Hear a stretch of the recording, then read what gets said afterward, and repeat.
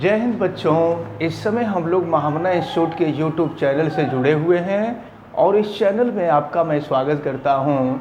आज हम लोग फिजिक्स क्लास 11th फिजिक्स यानी भौतिक विज्ञान के सेकंड चैप्टर मात्रक एवं मापन के आंकिक प्रश्न यानी एनसीईआरटी बुक के आंकिक प्रश्न करना शुरू कर रहे हैं। और एक चीज़ मैं आपको बता दूं, ये आंकिक प्रश्न बहुत ही महत्वपूर्ण होता है। इनको तैयार करना इसलिए आवश्यक होता है क्योंकि आगे चल कर के कोई भी कंपटीशन होता है उसमें न्यूमेरिकल ही पूछे जाते हैं। चाहे आईआईटी का एग्ज़ाम हो, नीट का एग्ज़ाम हो, जी एडवांस का एग्ज़ाम हो, तो जितने भी एग्ज़ाम होते हैं सब में न्यूमेरिकल ही पूछे जाते हैं। इसलिए आपको न्यूमेरिकल पे बहुत ध्यान देना होगा। और यह एक ऐसा चैनल है जिसमें बहुत विधिवत न्यूमेरिकल और बहुत सही तरीके से न्यूमेरिकल बताए जाते हैं।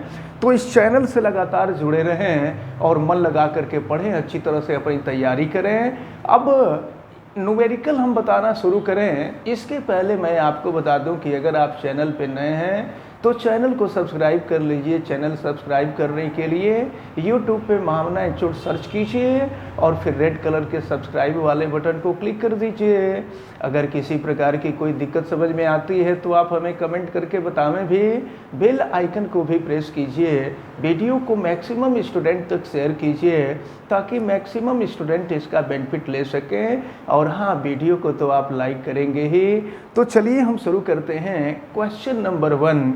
और question number 1 class 11th physics numerical second chapter मात्रक एवं मापन का न्यूमेरिकल हम लोग कर रहे हैं। देखिए, पहला क्वेश्चन दिया है रिक्त स्थान भरिए। खाली स्थानों को भरना है। क्वेश्चन पहले में 4 पार्ट हैं, ए बी सी डी दिया हुआ है। देखिए, ए में दिया है किसी 1 सेंटीमीटर भुजा वाले घन का आयतन। तो सबसे पहले अच्छा एक चीज़ देखिए, प्रश्न में ये कह रहा है किसी 1 सेंटीमीटर भुजा वाले घन का आयतन मीटर क्यूब। मीटर क्यूब में दिया है, भुजा दी गई है सेंटीमीटर में और आयतन दिया है मीटर क्यूब में। इसका मतलब कि भुजा जो सेंटीमीटर में है इसको मीटर में बदलना पड़ेगा। हम मान लेते हैं और याद रखे रहिएगा, घन की तीनों भुजाएं आपस में बराबर होती हैं। घन की लंबाई, चौड़ाई और ऊंचाई या मोटाई तीनों आपस में बराबर होते हैं। तो अगर घन की भुजा यक्स हो तो यक्स इजकल टू दिया हुआ है 1 सेंटीमीटर। सेंटीमीटर को हम मीटर में कन्वर्ट करेंगे।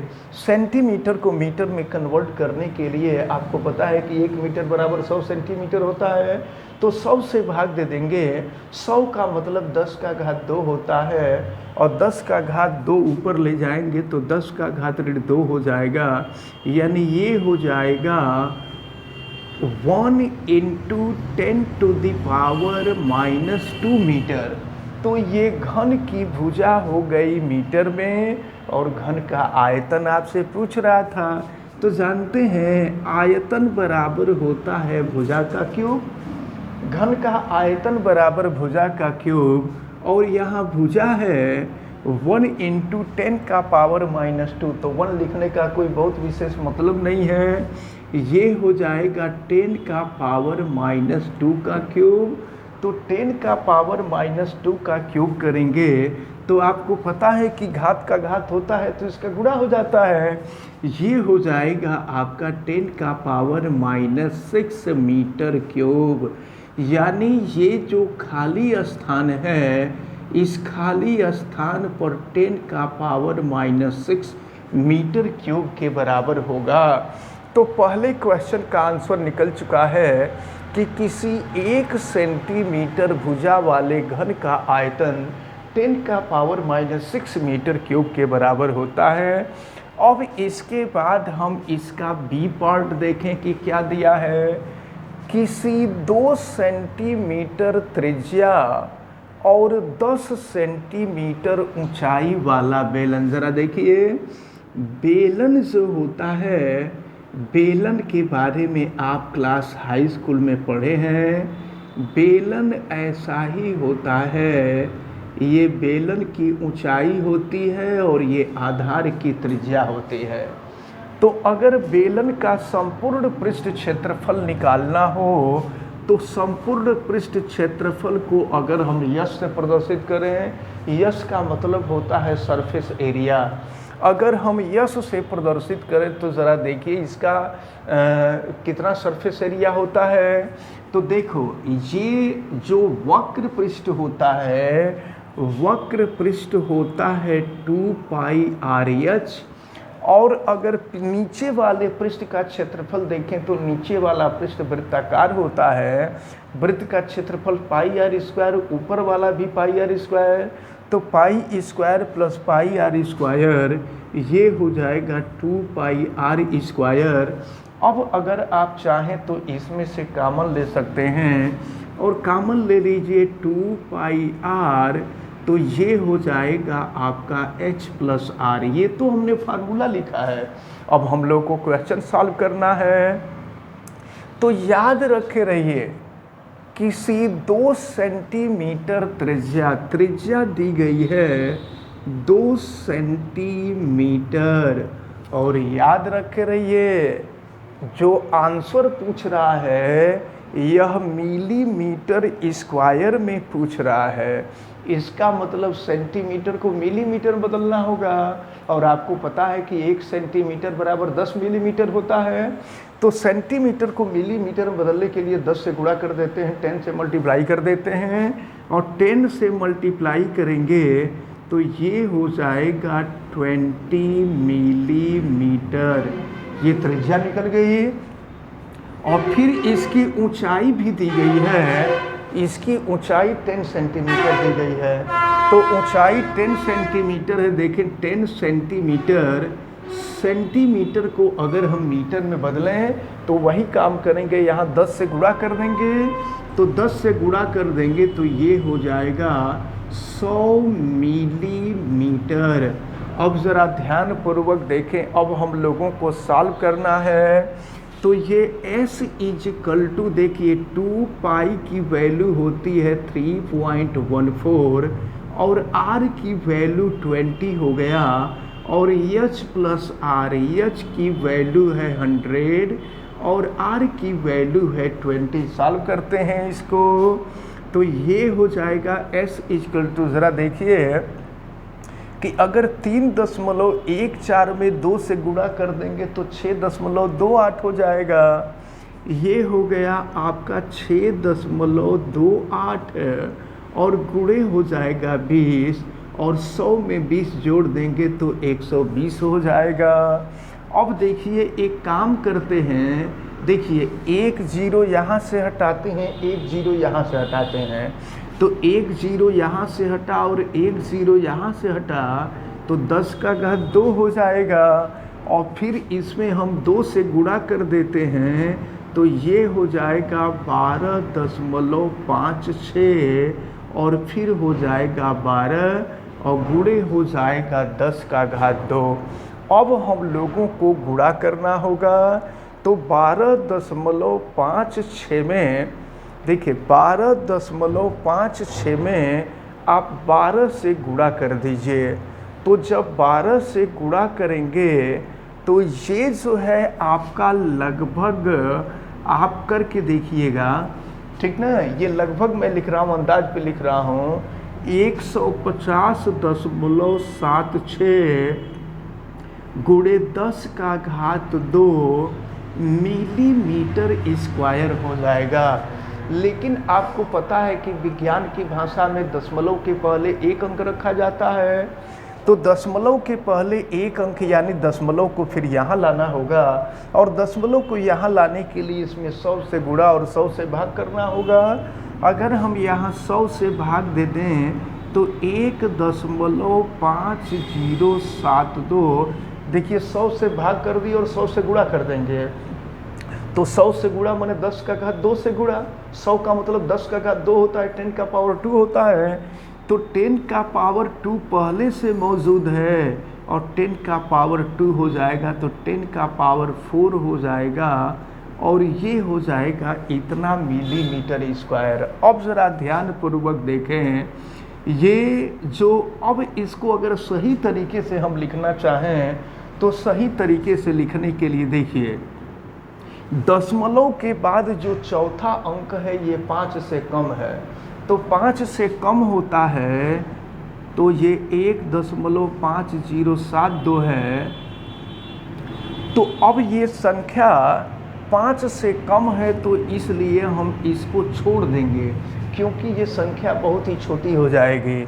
अब इसके पहले 7 है तो 7 5 से अधिक है तो उसको 1 मानकर उसके पहले वाले में जोड़ देंगे, 0 में जोड़ देंगे तो 1.51 1.51 इंटू 10 का पावर 4 मिलीमीटर स्क्वायर हो जाएगा। तो यही आपसे पूछा जा रहा था बी पार्ट में कि किसी 2 सेंटीमीटर त्रिज्या व 10 सेंटीमीटर ऊंचाई वाले बेलन का पृष्ठ क्षेत्रफल, तो पृष्ठ क्षेत्रफल निकल गया, इसी को हमें नोट कर लेना है। 1.51 इंटू 10 का पावर 4 मिलीमीटर स्क्वायर हो जाएगा। अब हम इसका सी पार्ट देखते हैं। सी पार्ट में दिया है कोई गाड़ी 18 किलोमीटर प्रति घंटा की चाल से चलती है तो वह 1 सेकंड में कितना मीटर चलती है। तो जानते हैं क्या करें, किलोमीटर प्रति घंटा को मीटर प्रति सेकंड बदल दें तो पता चल जाएगा कि 1 सेकंड में कितना मीटर जाती है। देखिए 18 किलोमीटर प्रति घंटा का मतलब गाड़ी 1 घंटे में 18 किलोमीटर जा रही है, तो मीटर प्रति सेकंड में बदल देंगे तो पता चल जाएगा कि 1 सेकंड में कितना मीटर जाती है। तो गाड़ी की चाल दी गई है 18 किलोमीटर प्रति घंटा, तो किलोमीटर को मीटर में बदल देंगे, ये 18 है।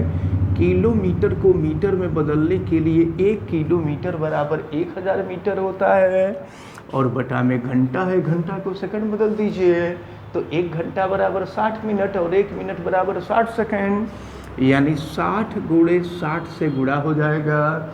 तो देखिए 2 0 से 2 0 कैंसिल हो गया, फिर 2 से कटा दीजिए तो ये हो गया आपका। और या हम ऐसे करते हैं, देखिए ना, ये 18 गुणे 10 हो गया और बटा में 6 का गुणा कर देंगे 36 हो जाएगा। फिर 18 से कटा देंगे तो 18 दूना 36 हो जाएगा और 2 से इसको कटा देंगे तो 5 हो जाएगा, यानी ये हो गया 5 मीटर प्रति सेकंड। इसका क्या मतलब हुआ, तो कोई गाड़ी 18 किलोमीटर प्रति घंटा की चाल से चलती है, इसका मतलब ये हुआ कि वह 1 सेकंड में 5 मीटर चल रही है, ठीक ना। तो ये जो खाली स्थान है यहाँ हम लिख देंगे 5 मीटर, यह 1 सेकंड में 5 मीटर चलती है। अब इसके बाद हम लोग इसका डी पार्ट देखते हैं, तो चलिए डी पार्ट देखा जाए क्या है। तो देखें डी पार्ट में दिया हुआ है कि शीशे का आपेक्षिक घनत्व, तो आपेक्षिक घनत्व को पहले हम घनत्व में बदलें। तो देखिए आपेक्षिक घनत्व बराबर होता क्या है, आपेक्षिक घनत्व के बारे में निचली कक्षाओं में भी बताया गया होगा। आपेक्षिक घनत्व बराबर होता है पदार्थ का घनत्व और ये बटा में होता है जल का घनत्व। पदार्थ का घनत्व बटा में जल का घनत्व, ये फार्मूला होता है। आपेक्षिक घनत्व बराबर पदार्थ का घनत्व बटा में जल का घनत्व। तो पदार्थ यानी शीशा है, पदार्थ के जगह पे शीशा है, तो हमें शीशे का घनत्व निकालना है। तो देखिए शीशे का घनत्व हम क्रॉस मल्टीप्लिकेशन कर देते हैं, यानी पदार्थ का घनत्व बराबर हो जाएगा आपेक्षिक घनत्व, आपेक्षिक घनत्व और गुणे हो जाएगा जल का घनत्व।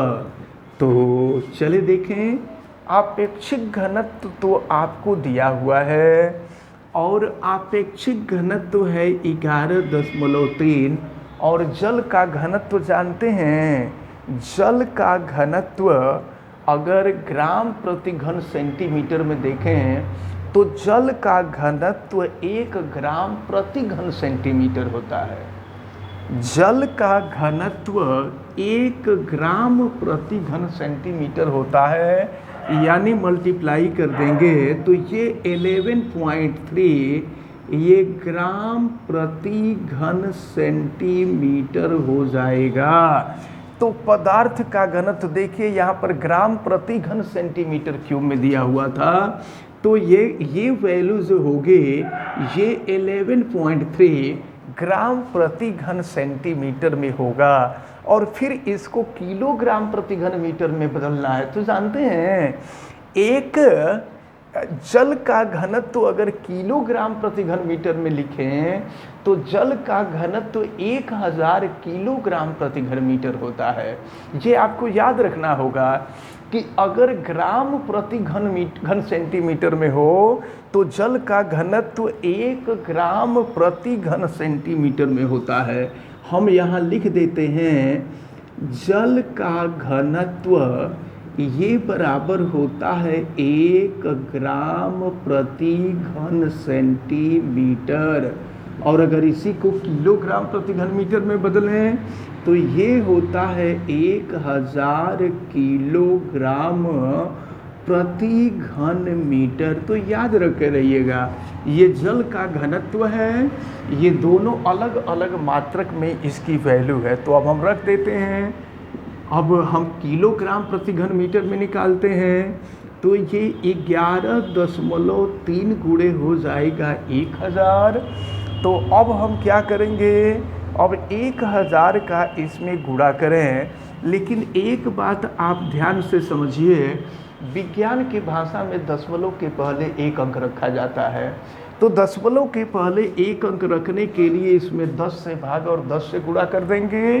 तो 10 से भाग दिए तो 1.13 हो गया, और 10 से गुणा तो 10 से गुणा माने 10 का घात 1।